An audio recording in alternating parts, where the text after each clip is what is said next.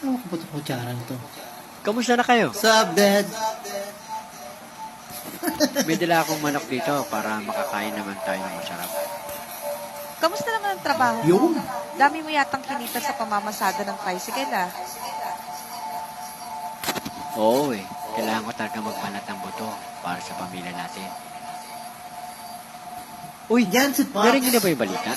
Umabot na daw dito yung pay-to-pill na kaso ah. Mag-ingat kayo, lalo ka na Nico. Don't worry about me, Dad.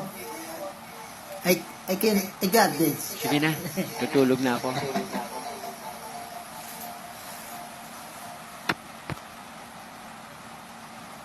Good night, Pops. Makakain na ulit tayo ng manok. Ang tagal na rin yung huli nating kain nito. Bukas na yan. Kakakain ko lang eh. Huwag muna nating kainin to bukas na para almusal natin. Ay, sinabi ko naman. Sige na, lock mo na lahat ng pinto at bintana bago mo itinda yung balot. Sige po.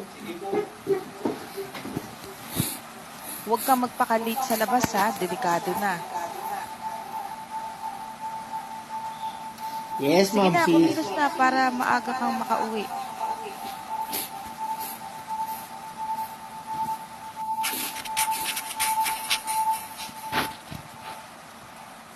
Okay. Uy.